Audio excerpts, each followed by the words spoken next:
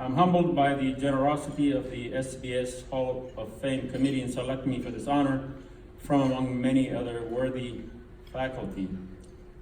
I will shortly post my full speech prepared for this occasion at almariam.com, also known as Al Mariam's Commentaries. Now, I'm acutely aware that my family members, friends, and colleagues, and the millions of readers of my weekly blogs, over the past 14 years have long given up on the remotest prospect of brevity in anything I write, and I suspect some of my readers believe I'm afflicted by an ailment known as furor scribendi, mania for writing. But tonight I shall delight you all with the brevity of my speech.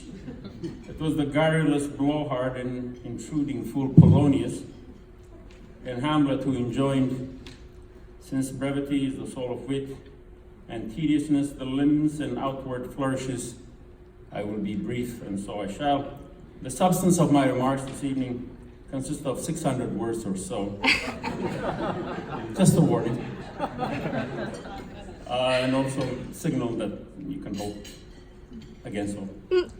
But first, I'd like to thank my wife of 35 years, Ms. Rakasesen,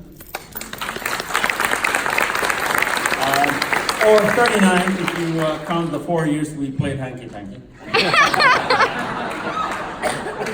For love and support, she's been the wind under my wings. Our daughters could not be here in person, but they're present in spirit. I thank them for their love and support also. I thank my old friends who showed up tonight. I wish to underscore the word old.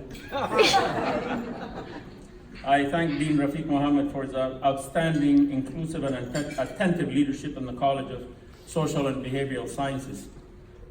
I thank Chairman Brian Janiski not only for his long and dedicated service in the Political Science Department, but also for his extraordinary leadership, which has earned him the respect and appreciation of his colleagues.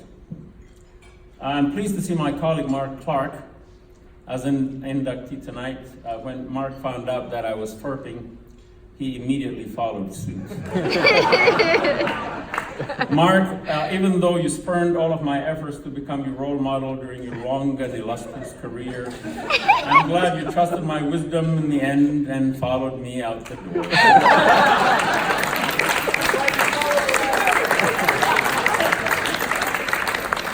I thank all of you here, all in attendance here tonight. Special thanks to the students and staff who made this wonderful event possible. Thank you very much. Without you, I'm honored and privileged to receive this recognition tonight. I must say, nomination to receive this honor has given me an opportunity to reflect on my decades-long service in American academia and my life as a scholar, intellectual, and lawyer. I will take this opportunity to share with you something that is near and dear to my heart, or more accurately, something that has caused me a lot of heartache and heartburn. Beginning in 2005, I seriously began questioning my role as a conventional and as a public intellectual. There is a difference. A public intellectual is not merely concerned about advancing knowledge and learning, but is also dedicated to defending and promoting the public interest.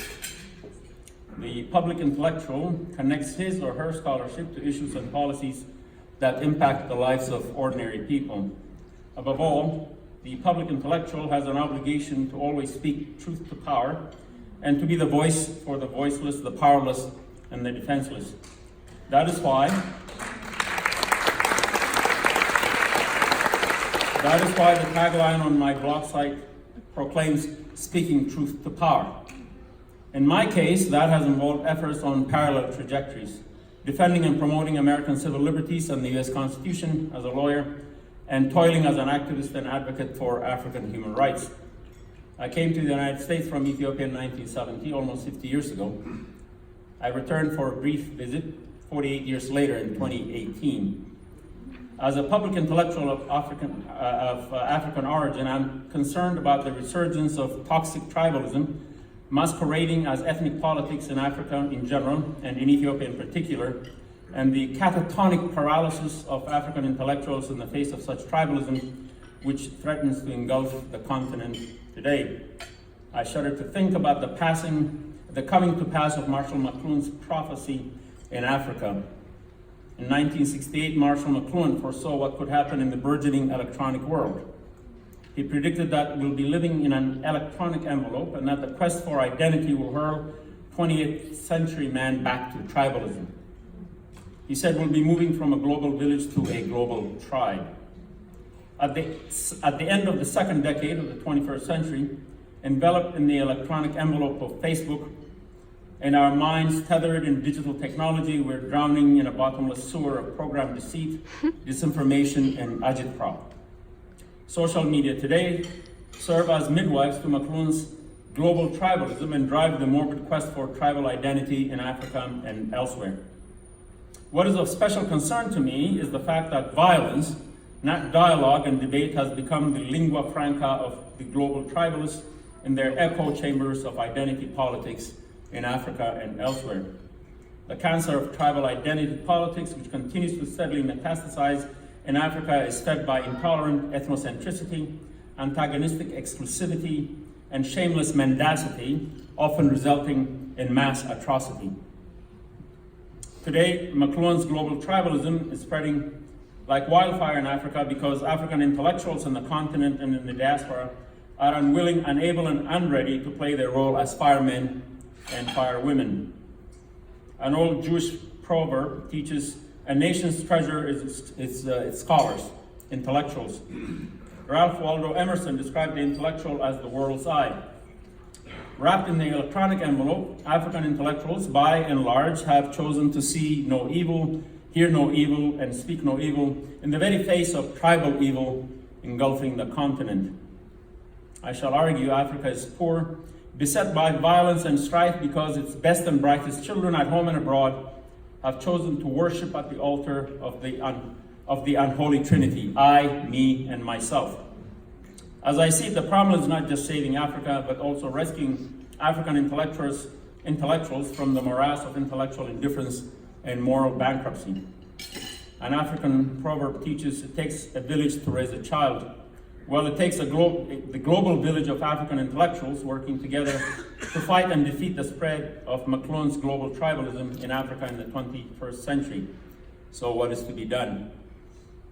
African intellectuals must get involved and personally identify with the fate of the continent. They must articulate a vision for the continent. They must be the eyes of Africa in the Emersonian sense. They must establish knowledge institutions and think tanks. Most importantly, African intellectuals must teach and empower African youth who today are toying with the fate of the continent, using the matchsticks of social media to stoke up tribalism, communalism, and sectarianism. Finally, whether African intellectuals choose to become the eyes of Africa will determine if they will be consigned to the African Hall of Shame or honored in the African Hall of Fame. Thank you very much.